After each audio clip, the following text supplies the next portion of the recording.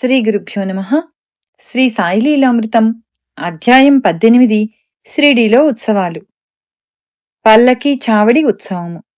ఒకరోజు పెద్ద వర్షమొచ్చి మసీదంతా తడిసిపోయి బాబాకు కూర్చునేందుకు చోటు కూడా లేకపోయింది. భక్తులాయనను నాటి రాత్రికి చావడిలో ఉండమన్నారు. ఆయన అంగీకరించకపోయేసరికి పట్టుబట్టి ఆయనను అక్కడికి తీసుకుపోయారు. ఆ రాత్రి ఆయన అక్కడ విశ్రమించారు. నాటి నుండి ఆయన ఒక రాత్రి మసీదులోనూ ఒక రాత్రి చావడిలోనూ నిద్రించేవారు. వారిని భక్తులు మసీదు నుండి చావడికి వేడుకలతో తీసుకువెళ్లడం క్రమంగా డిసెంబరు 10, 1909 నాటికి అది గొప్ప చావడి ఉత్సవంగా రూపొందింది. నేటికి ఇది గురువారం రాత్రి పల్లకీ ఉత్సవంగా జరుగుతున్నది. ఒకప్పుడు హార్దా నుండి భక్తులు బాబాకొక పల్లకీ పార్సెల్ చేసి పంపారు. బాబా దానిని మసీదు ముంగిట పెట్టించి 3 మాసాలు దానిని తెరవనివ్వలేదు.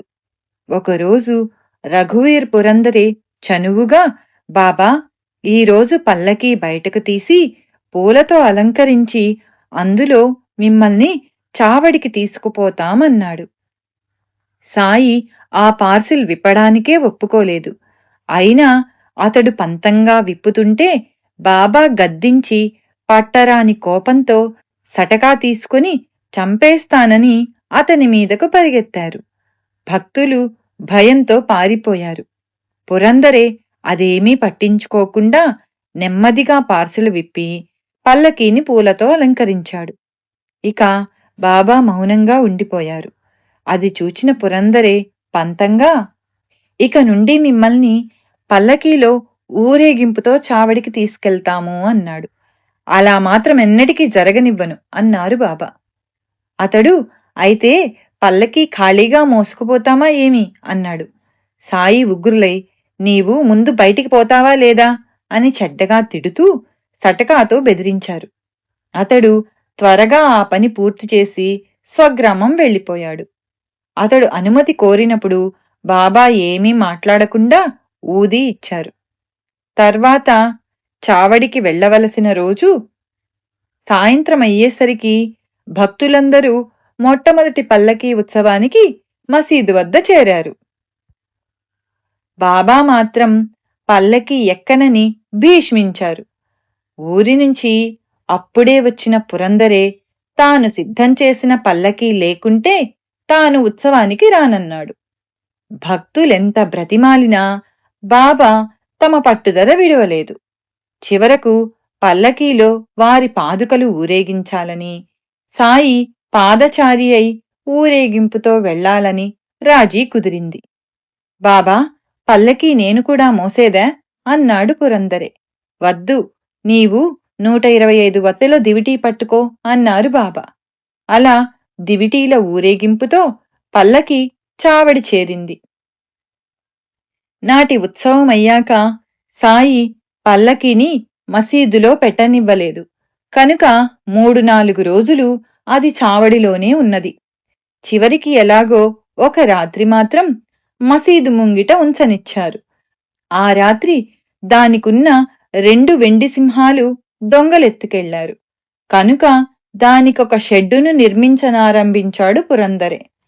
బాబా లిండీ నుండి గబగబా వచ్చి, ఏమిటి చేస్తున్నావు అని గద్దిస్తే అతడు నవ్వుతూ చెప్పాడు, ఆయన ఉగ్రులై, నువ్విక్కడ నుండి పోతావా లేక నీ తల పగలగొట్టనా అని మీదకెళ్లారు. అతడాయన కాళ్లా వేళ్లా పడి బ్రతిమాలాడు. ఆయన మరింత గట్టిగా, నాకు నువ్వూ వద్దు, పల్లకీ షెడ్డు అసలే వద్దు, నన్ను విసిగించకపో అని అరిచారు గాని అతడు చేస్తున్న పనిలో మాత్రం జోక్యం చేసుకోలేదు.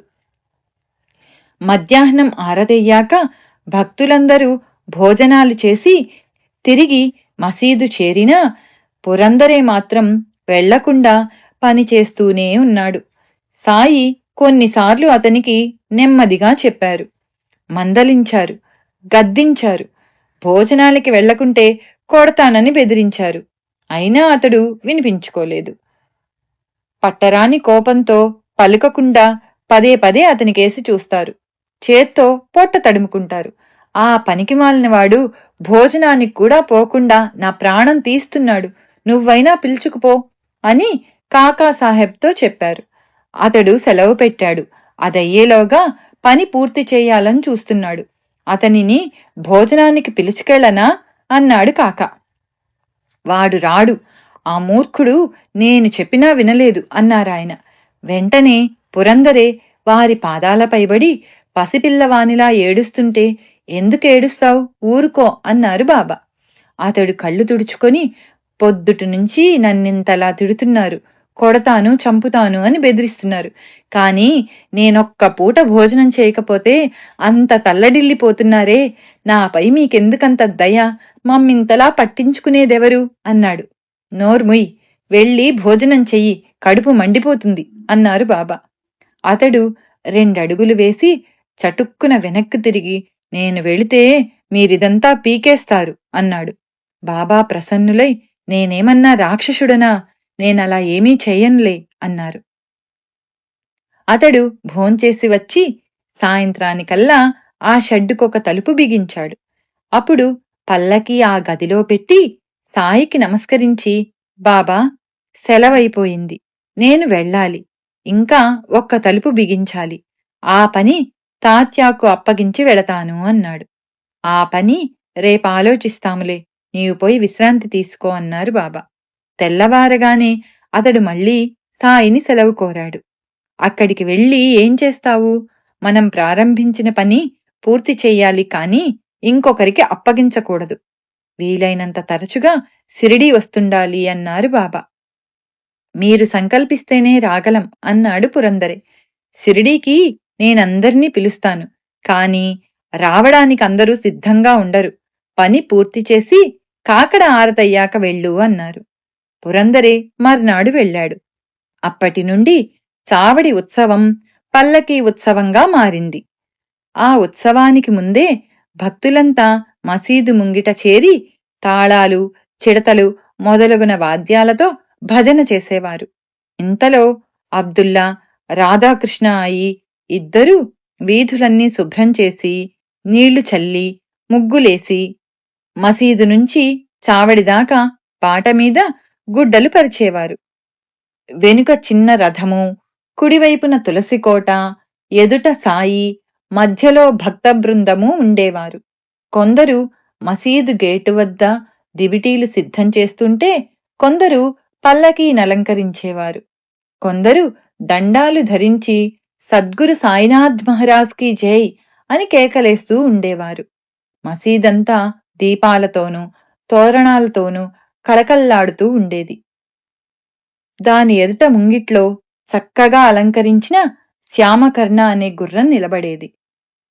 అప్పుడు తాత్యా వచ్చి బాబాను సిద్ధంగా ఉండమని చెప్పేవాడు. తర్వాత అతడు సమయానికి వచ్చి చంకలో చెయ్యి వేసి సాయిని లేవదీశాక అప్పుడు సాయి నెమ్మదిగా నిలబడి తమ చంకలో సట్కా, చేతిలో చిలింగొట్టము, పొగాకు తీసుకుని భుజానికొక పాతగుడ్డ వేసుకునేవారు. ఆయన అడుగు ముందుకు వేసే సమయానికి తాత్య ఒక బంగారు జరీశాలువా ఆయన భుజాలపై కప్పేవాడు. అప్పుడాయన అడుగు ముందుకు వేసి కుడికాలుతో ధునిలో కట్టెలు సర్ది కుడి చేతితో అక్కడున్న దీపమార్పి బయలుదేరేవారు. వెంటనే భక్తులు ఎంతో ఉత్సాహంగా మేళతాళాలు మోగించేవారు. వివిధ కాంతులు చిమ్మే టపాసులు పేలుస్తూ మేళతాళాలతో అందరూ ముందుకు సాగేవారు. కొందరు ఆవేశంతో నృత్యం చేసేవారు, కొందరు జెండాలు, ధ్వజాలు మోసేవారు. సాయి మసీదు మెట్ల మీదకు రాగానే వందిమాగధులు ఎలుగెత్తి జై కొట్టేవారు. భక్తులు చామరాలతో వీస్తూ బాబాను ముందుకు నడిపించేవారు. తాత్య ఒక చేత్తో లాంతరు, మరొక చేత్తో బాబా ఎడమ చెయ్యి పట్టుకునేవాడు. కుడి చెయ్యి మహల్సాపతి పట్టుకొని తర్వాత విడిచి సాయి దుస్తుల అంచులు పట్టుకొని నడిచేవాడు. జోగ్గా ఆయనకు ఛత్రం పట్టేవాడు. ఆయన ముందు శ్యామకర్ణ, వెనుక భక్తులు, సేవకులు, వాద్యగాళ్లు నడిచేవారు. నామ సంకీర్తనం, వాద్యాలు, జయకారాలు మిన్నుముడుతూ ఉంటే ఊరేగింపు నెమ్మదిగా మసీదు మలుపు చేరేది. అక్కడ సాయి చావడి వైపు తిరిగి నిలిచినప్పుడు ఆయన రూపం దివ్యంగా ఉండేది. ఆయన ఏకాగ్ర మనస్కులై ఎవరినో మనస్సుతో పిలుస్తున్నట్లు కనిపించేవారు. తమ కుడి చెయ్యి కిందికి పైకి ఊపి వింతైన భంగిమలు చేసేవారు. కాకాసాహెబ్ వెండి పళ్ళెంలో గులాల్ పూసిన పూలు తెచ్చి ఆయనపై చల్లుతూ ఉండేవాడు. అప్పుడు వాద్యఘోష ఆకాశాన్నంటేది. అప్పుడు బాబా ముఖంలో ఉట్టిపడే దివ్య కళను మించినది ఏదీ ఉండజాలదు అన్నాడు ప్రధాన్. దానిని స్వయంగా చూచిన హేమాద్ పంత్ ఆ దృశ్యము, దాని వైభవము వర్ణించ సాధ్యం కాదు అని వ్రాశాడు. ఒక్కొక్కప్పుడు మహల్సాపతి దివ్యమైన ఆవేశంతో నృత్యం చేసేవాడు. అయితే ఏకాగ్రమైన సాయి దృష్టిని ఇవేవి కించిత్తు కూడా ఆకర్షించలేకపోయేవి. దివ్యమైన ఆ ఉత్సవాన్ని చూడడానికి ఎందరెందరో గుమిగూడేవారు. సాయి చాలా నెమ్మదిగా నడిచేవారు. అలా ఊరేగింపు చావడి చేరేది. ఆ రోజులు గడిచిపోయాయి. ఇప్పుడు కాని ఇక ముందు కాని అలాంటి ఉత్సవం ఎవ్వరూ చూడలేరు. అయినా దానిని స్మరించి మనం కొంతవరకు తృప్తి పొందవచ్చు అంటాడు హేమాద్ పంత్. అంతకుముందే చావడి కప్పును తెల్లగుడ్డతో అలంకరించేవారు. చుట్టూ రంగురంగుల దీపాలు, అద్దాలు అమర్చేవారు. ముందుగా తాత్యా వెళ్లి బాబాకు ఆసనము, ఆనుకోవడానికి చెక్క అమర్చి సాయిని కూర్చోబెట్టి అందమైన కోటు తొడిగేవాడు. భక్తులు చక్కని కుచ్చు కిరీటము, పూలమాలలు, ఆభరణాలతో ఆయనను అలంకరించి వారి నుదుట కస్తూరి చందనాలతో నిలువు గీతలు గీసి చుక్కపెట్టి బాబాను తనివితీరా చూచి ఆనందించేవారు. ఆయన ఏ క్షణాన కోపమొచ్చి వాటిని పారేస్తారోనన్న భయంతో కొందరు తాము తెచ్చిన తలగుడ్డలు, కిరీటము ఆయన తలపై పెట్టక ఆ పైగా పట్టుకునేవారు. సాయి ప్రేమతో వారి భావానికి తల ఒగ్గేవారు. ఆ అలంకారంతో ఆయనెంతో అందంగా ఉండేవారు. అప్పుడు నిమోన్కర్ బాబాకు ఛత్రం పట్టేవాడు. భక్తులొక వంక చామరాలతో వీస్తుంటే శ్యామ చిలింలో నిప్పేసి తాత్యాకిచ్చేవాడు. అతడు అది రాజుకునేలా చేసి సాయికిచ్చేవాడు. ఆయన పొగ పీల్చి మహల్సాపతికి, మిగిలిన భక్తులకు అందించేవారు. ఆ చిలిం గురించి హేమాద్ పంత్ ఇలా వ్రాశాడు. అచేతనమైన ఆ చిలిం ధన్యమైనది. మొదట అదెంతో కఠోర తపస్సు చేసింది. కుమ్మరి దానిని మట్టిగా కాళ్ల కింద తొక్కి గొట్టం చేసి ఎండబెడతాడు. తర్వాత నిప్పుల్లో కాలుస్తాడు. అప్పుడే దానికి సాయి స్పర్శ, పెదవుల స్పర్శ లభించేది. ఇలాంటి సందర్భాలలో కూడా సాయికి ఒక్కొక్కప్పుడు కోపావేశం తొంగిచూచేది. ఫిబ్రవరి 26, 1912న చావడి ఉత్సవానికి మసీదుపై దీపాలు పెట్టడానికి పైకెక్కిన వాళ్లను ఆయన తిట్టారు. ఊరేగింపు బయల్దేరగానే శ్రీమతి జోగ్పై సట్కా విసిరారు. చావడిలో ఆరతి కాగానే కోపంతో జోగ్ చేతులు పట్టుకుని ఆరతెందుకిచ్చావు అని గద్దించారు. బాలాషింపి, త్రయంబక్లు అవి ఆశీస్సులని తలచి సాయికి సాష్టాంగ నమస్కారం చేశారు. ఉత్సవమయ్యాక భక్తులు సాయి మెడలో మాలలు వేసి ఆయనకు పూల గుత్తులు సమర్పించేవారు. చివరకు జోగ్ మంగళవాద్యాలతో సేజారతి చేశాక ఒక్కొక్కరే సాయి వద్ద సెలవు తీసుకుని ఇళ్లకు వెళ్లేవారు. అప్పుడు బాబా ప్రేమగా నన్ను కనిపెట్టి ఉండు, రాత్రి వచ్చి నన్ను విచారించి వెళ్ళు అని తాత్యాతో అనేవారు. అందరూ వెళ్ళాక భక్తులిచ్చిన గుడ్డలు స్వయంగా పరచుకొని సాయి విశ్రమించేవారు. రోజు విడిచి రోజు సాయి చావడిలో నిద్రించనారంభించాక భక్తులు దానికి తగిన మార్పులు చేశారు. అన్నా చించనీకర్ దంపతులు ఎంతో కాలం సిరిడీలో ఉండి బాబాను సేవించారు. అతనికి 50 సంవత్సరాలు దాటినా సంతానం కలగలేదు. ఒకనాడు శ్యామ, బాబా, నీవెందరి కోరికలో తీరుస్తున్నావు కాని వీరింతగా సేవిస్తున్నా ఒక్క బిడ్డను కూడా ప్రసాదించవేమి అన్నాడు. ఆయన నవ్వి, నన్ను నిజంగా కోరితే ఎప్పుడైనా తీర్చకుండా ఉన్నానా? ఏమీ తెలియని వాడిలా మాట్లాడతావేం? వీరేమీ అడుగలేదు. వీరికి కొడుకును ప్రసాదించిన ఒక్క తరం కంటే వీరి వంశం నిలవదు. అంతకంటే కలకాలం కొనసాగే వంశప్రతిష్ఠ ప్రసాదిస్తాను అన్నారు. ఆయన భావం ఎవరికీ అర్థం కాలేదు. అప్పట్లో అన్నాకొక కోర్టు వ్యాజ్యం 3 సంవత్సరాలు నడిచింది. దాన్ని గురించి ఎప్పుడడిగినా అల్లా మేలు చేస్తాడు అనేవారు సాయి.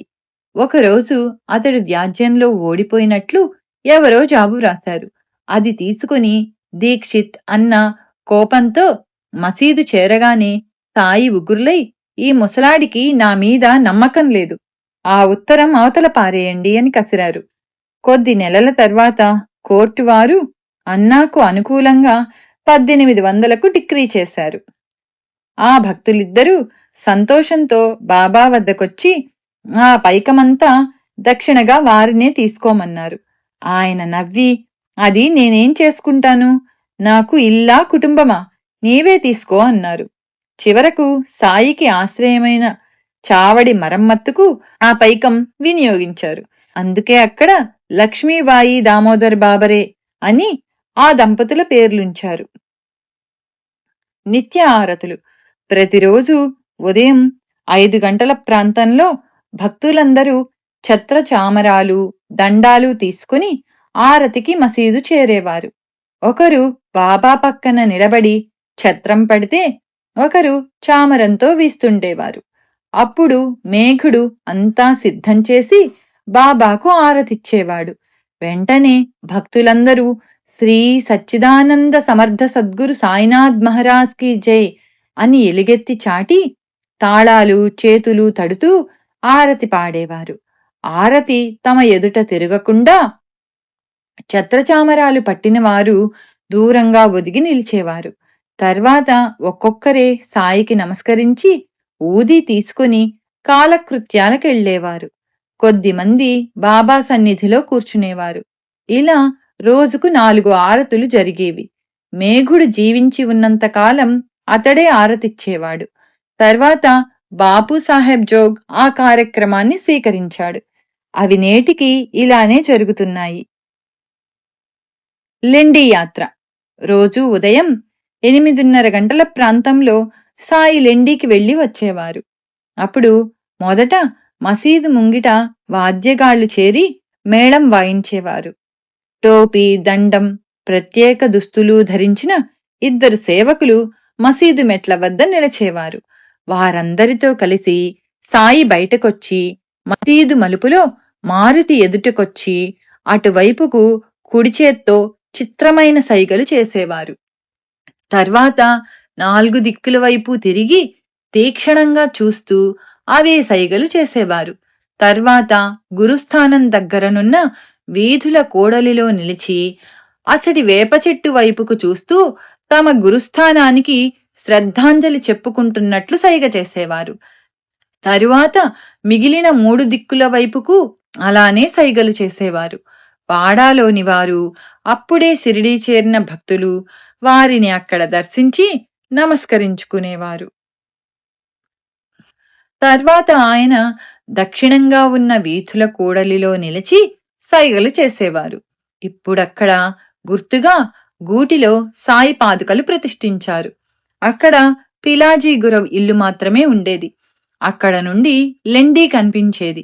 ఒకరోజు ఆ సమయంలో లెండీలోని ఒక చెట్టును ప్రభుత్వ కూలీలు నరుకుతున్నారు. అది చూచి గురవ్ కుమారునితో, సాయి ఆ చెట్టును నరకవద్దని చెప్పు, దానికి ప్రాణముంటుంది అన్నారు. ఆ యువకుడు, వారు మనం చెబితే వింటారా అన్నాడు.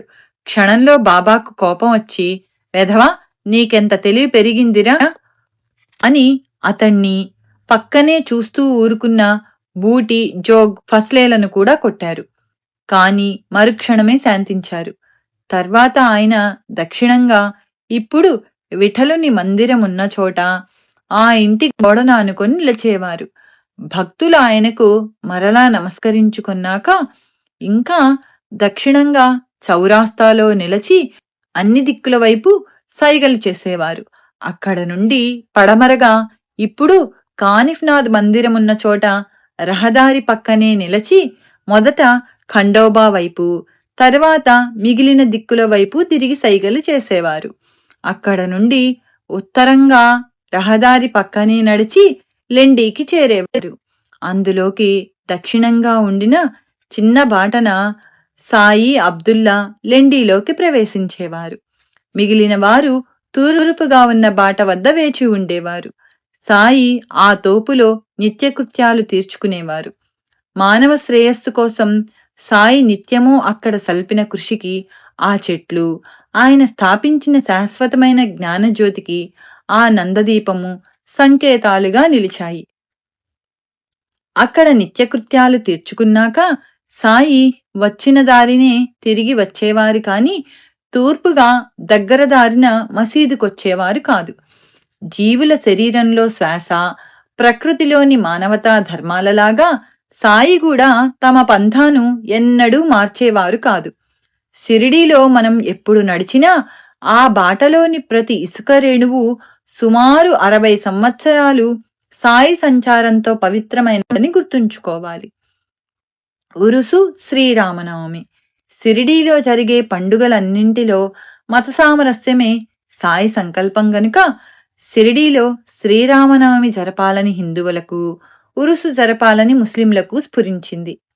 కోపర్గాంలో సర్కిల్ ఇన్స్పెక్టర్గా పనిచేసిన గోపాలరావు గుండుకు 3 వివాహాలు చేసుకున్నా, దాము అన్నాకు 2 వివాహాలు చేసుకున్నా బిడ్డలు కలగలేదు. చివరకు సాయి ఆశీస్సులతో వారికి సంతానం కలిగింది. అందువలన వీరు 1897లో సాయి సన్నిధిలో ఉరుసు జరపాలనుకున్నారు. కాని ఆ గ్రామాధికారి అడ్డు చెప్పడం వలన ప్రభుత్వం ఒప్పుకోలేదు. కాని చివరకు సాయి దయతో అనుమతించింది. నాడు శ్రీరామనవమి కూడా అయ్యింది. ఆ ఉత్సవానికి ఎందరో జనమొస్తారు. ఆ ఊరిలో ఒక బావి ఎండిపోయింది. 2వ బావిలోనివి ఉప్పు నీరు. అప్పుడు బాబా ఆ బావిలో పువ్వులు వేశారు. అప్పటినుంచి అది మంచినీరయింది. పక్క గ్రామాల నుండి కూడా నీరు సరఫరా చేశారు. ఊళ్ళో ఎన్నో దుకాణాలు వెలిశాయి. ఆ ముందు రోజు రాధాకృష్ణ ఆయి మసీదు కడిగి మసిబారిన గోడలు శుభ్రం చేసేది. సాయి మసీదులో ఉంటే చేయనివ్వరని ఆయన చావడికి వెళ్లిన రాత్రే ఆమె ఆ పనులు చేసేది. ఉరుసుకు దాము అన్న, నిమోన్కర్లు 2 జెండాలు, అమీర్ శక్కర్ దలాల్ చందనము సమర్పించేవారు. ఆ గంధం ఒక పళ్ళెంలో ఉంచి జెండాలతో పాటు మేళతాళాలతో ఊరేగించి చివరకు ఆ గంధం మసీదులో గోడల మీద చేతులతో అద్దేవారు. జెండాలు మసీదుకు 2 వైపులా కట్టేవారు. ఉత్సవం ఏర్పాట్లన్నీ తాత్యా చూస్తే భక్తుల అవసరాలు రాధాకృష్ణ ఆయి చూచుకునేది. భారీ ఎత్తున అన్నదానము కూడా ప్రతి సంవత్సరము జరిగేది. భీష్మ అనే భక్తునికి 1911లో శ్రీరామనవమి కూడా జరపాలని తోచి సాయిని కోరితే ఆయన సమ్మతించారు.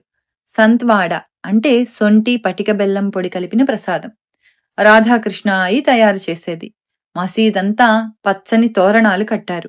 రామజననం సందర్భంగా రాధాకృష్ణ ఆయి మసీదులో ఒక ఊయల కట్టింది. భీష్ముడు కీర్తనకారుడుగా నిలిచాడు. భీష్ముని కీర్తనకంతా సిద్ధమవగానే సాయి కాకా మహాజనితో ఏమిటి హంగామా అన్నారు. రామనవమి సంగతి చెప్పగానే నింబారు వద్దనున్న ఒక పూలమాల హార్మోనియం వాయించనున్న కాకా మహాజని మెడలోనూ, మరొకటి భీష్ముని మెడలోనూ వేయించారు. కీర్తన దిగ్విజయంగా ముగిసింది. భక్తులు తన్మయులై జయకారాలతో, నృత్య గీతాలతో గులాబ్ అనే ఎర్రని పొడి పైకెగరవేశారు. అది సాయి కళ్లలో పడటంతో ఆయన ఉగ్రులై అందరినీ తిట్టారు. ఎటు వాళ్లట్టు పారిపోగా కొద్ది మంది మాత్రం ఆ తిట్లను ఆశీస్సులుగా స్వీకరించారు. మానవులలోని అరిషడ్వర్గాలనే రాక్షసులను చంపడానికి రాముడు అవతరించినప్పుడు సాయి ఆవేశపడడం సహజమే. అంతేకాదు, భక్తులెప్పుడు కొత్త పని ప్రారంభించినా బాబా ఆవేశపడేవారు. అప్పుడాయన ఊయల విరగ్గొడతారని భయపడి కాకా మహాజని దానిని విప్పబోయాడు. సాయి శాంతించి ఉత్సవం పూర్తి కాలేదని చెప్పి వారించారు. నాటి ఆరతి, మరురోజు కీర్తన, గోపాల కళోత్సవాలు కూడా చక్కగా జరిగాయి. ఇలా ఒకే రోజు రామనవమి పగలు జెండా ఉత్సవము, సాయంత్రం గంధము జరిగాయి. భక్తులు మతభేదాలు మరచి రెండింటిలోనూ ఉత్సాహంగా పాల్గొన్నారు. 1913వ సంవత్సరం నుండి నవమికి ముందు నామ సప్తాహం కూడా ప్రారంభించారు. ఆ సంవత్సరం బాలబువామాలి, 1914లో బాలబువా సుతార్లు కీర్తన చేశారు.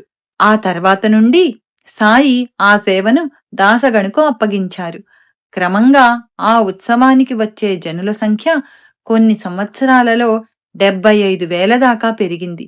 అయినా అంటువ్యాధులు, కలహాల వంటివి ఎన్నడూ జరగలేదు. దుకాణాలు, సంతర్పణలు, కుస్తీ పోటీల వంటి వినోద కాలక్షేపాలు పెరిగిపోయాయి. గుర్రము, పల్లకి, రథము, వంటపాత్రలు మొదలగునవి భక్తులు సమర్పించడంతో సాయి సన్నిధి ఒక సంస్థానంగా రూపుదిద్దుకున్నది.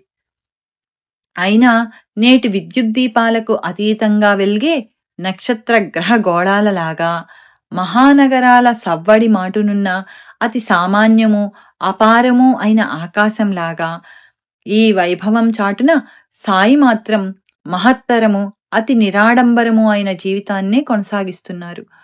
ఒక రామనవమికి మహానగరాల నుండి కోటీశ్వర్లు ఎన్నెన్నో మిఠాయిలు తెచ్చి అర్పించారు. కాని సాయి నా భోజనమింకా రాలేదు అన్నారు. కొంతసేపటికి ఆయన శ్యామాతో ఈ జనంలో నెట్టుకురాలేక ఒక ముసలి పేదరాలు రోడ్డు పక్కన చెట్టు కింద కూర్చున్నది, ఆమెను తీసుకురా అన్నారు. తీసుకురాగానే ఆమెతో బాబా నాకేమి తెచ్చావు అన్నారు. ఆమె ఆ ముందు రోజు సాయి కోసం జొన్న రొట్టెలు చేసుకొచ్చింది. కాని మసీదులోని విలువైన నైవేద్యాలు చూచి సిగ్గుపడి ఏమీ తేలేదన్నది. కాని సాయి ఆమె దాచిపెట్టుకున్న మూట అడిగి తీసుకుని ఇది మన భోజనం అంటూ ఎంతో ఇష్టంగా తిన్నారు. గురు పూర్ణిమ 1918వ సంవత్సరంలో ఒకరోజు పండరి నుండి వచ్చిన కృష్ణజీ నూల్కర్ చావడిలో ఉన్నారు. బాబా శ్యామాతో ఆ ముసలయ్యను అంటే నూల్కర్ను ధుని వద్ద స్తంభాన్ని పూజించుకొమ్మని చెప్పు అని అతడు చెప్పి రాగానే మీరంతా కూడా చేసుకోరాదా అన్నారు సాయి. దేవా మీకైతే చేస్తాంగాని స్తంభాన్నెందుకు పూజిస్తాము అన్నాడు శ్యామ. మొదట అంగీకరించని బాబా అతడు పట్టుబట్టిన మీదట ఒప్పుకున్నారు. ఇంతలో నూల్కర్ పంచాంగం చూస్తే నాడు వ్యాస పూర్ణిమ, అదే గురు పూర్ణిమ. తాత్య, దాదా కేల్కర్, శ్యామ మొదలగున వారు సాయికి ధోవతులిచ్చి పూజించారు. అప్పటి నుండి సిరిడిలో గురు పూర్ణిమ చేసుకోవడం ఆచారమైంది. సాయి నోటి మీదుగా భక్తులకు చేసుకోమని చెప్పిన ఉత్సవం ఇదొక్కటే. అయితే సాయి స్తంభాన్నెందుకు పూజించమన్నారు? భక్తుల శ్రేయస్సు కోరి మాత్రమే గురువును సేవించు అన్న భావాన్నే సంకేతంగా సాయి చెప్పారు. గురువెన్నడు నన్ను పూజించు అనడు. జ్ఞాని దృష్టిలో అందరూ పరమాత్మ స్వరూపాలే. వారికి శిష్యులెలా ఉంటారు? తాను గురువునని తలచేవాడు ఆ పేరుకే తగడన్నారు రమణ మహర్షి. అలా అనలేదు కనుకనే సాయి సద్గురుడు. ఇంటి కప్పును మోసే ఆధారం స్తంభం. అది నేలలో దృఢంగా నాటుకొని ఉంటుంది. అదే దాని బలం. ఆ బలంతోనే అది ఆ భవనాన్ని ఆశ్రయించే వారందర్నీ రక్షిస్తుంది. అలానే సద్గురువు సర్వానికి ఆధారమైన ఆత్మనిష్టలో, గురుభక్తిలో నాటుకొని ఉంటారు. అంటే గురుభక్తి రూపమైన ఆత్మనిష్ట వలన గురువు కూడా తమను ఆశ్రయించిన వారిని రక్షిస్తారు. స్తంభంలాగే గురు రూపాన్ని తగు రీతిన కొలవమని సాయి భావం. అంతేకాదు సాయి శరణానందులతో తాము మసీదులోని స్తంభం క్రిందనున్న గుహలో చాలా కాలం తపస్సు చేసినట్లు చెప్పారు. చతుర్విధ పురుషార్థాలను సాధించుకోవడానికి సర్వజీవులకు ఆశ్రయము, అవకాశము అయిన ఈ జగత్తనే ద్వారకామాయికి ఆధారమైన మూలస్తంభమే సకల విశ్వరూపుడైన సద్గురువు. అందుకే అట్టి మహనీయుని ఇస్లాంలో కుతుబ్ అంటే ధర్మస్తంభము అంటారు. ద్వారకామాయి అనే శరీరం మూలాధారం నుండి సహస్రారం వరకు ఉన్న వెన్నెముక మేరుదండము అనే స్తంభం మీద ఆధారపడి ఉంటుంది. అన్ని ఆధ్యాత్మిక స్థితులను తనలో ఇముడ్చుకున్న గురువుకు అది సంకేతం. నిరంతరం గురువును సేవించిన వారికి అప్రయత్నంగా ఆ మార్గం తెరుచుకొని యోగ విద్య సిద్ధిస్తుంది.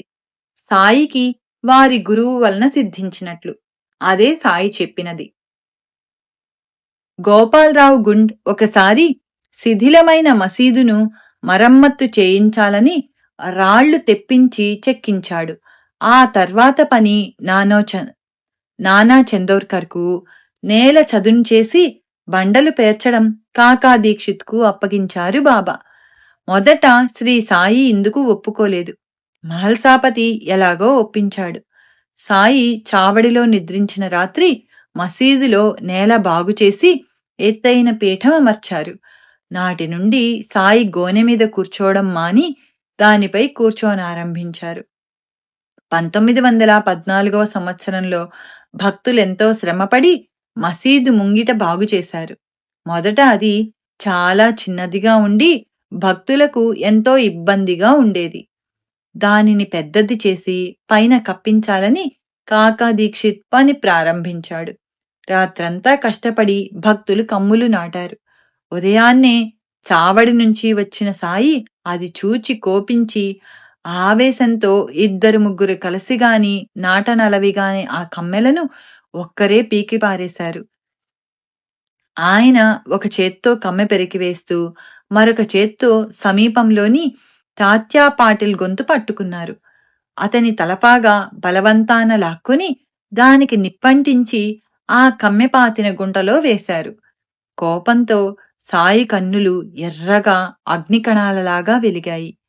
అందరూ భయభ్రాంతులై చూస్తూ ఉండగా శ్రీ సాయి తమ జేబులో నుండి ₹1 నాణెం తీసి భగవదర్పితమన్నట్టు గౌరవంతో ఆ గుంటలో వేశారు. అంతసేపు ఆయన తాత్యా గొంతు విడిచిపెట్టలేదు. తాత్యా భయంతో వణికిపోతున్నాడు. అతనికి ఏమి జరగనున్నదో ఎవ్వరికీ అంతుపట్టలేదు. జోక్యం చేసుకోవడానికి ఎవ్వరికీ ధైర్యం చాలలేదు. చివరకు ధైర్యం చేసి వారింపజూచిన భాగోజీని బలంగా నెట్టి అతని మీద ఇటుక ముక్కలు విసిరారు సాయి. కొంతసేపటికి ఆయన శాంతించి ఒక భక్తుని దుకాణం నుండి జరీ తలపాగా తెప్పించి తాత్యా తలకు చుట్టారు. అది చూచి భక్తులు ఆశ్చర్యపోయారు. చివరకు మసీదు మరమ్మత్తులన్నీ సక్రమంగా పూర్తయిన నాడు సాయి నీమ్గావ్ వెళ్లారు. అక్కడ నుంచి ఆయనను భక్తులు మేళతాళాలతో ఊరేగింపుతో పునరుద్ధరించిన మసీదుకు తీసుకొచ్చారు. ఆ కట్టుబడి పని చేసిన వారిలో కొండాజీ, గాబాజీ, తుకారాం అనే 3 సోదరులు వడ్రంగి కుటుంబానికి చెందినవారు ప్రధాన పాత్ర వహించారు. శ్రీ సచ్చిదానంద సమర్థ సద్గురు సాయినాథ్ మహారాజ్ కీ జై. అవధూత భరద్వాజ మహారాజ్ కీ జై. హరి ఓం. గురుదేవ దత్త. శ్రీ సాయి లీలామృతం అధ్యాయం 18 షిరిడీలో ఉత్సవాలు సంపూర్ణం.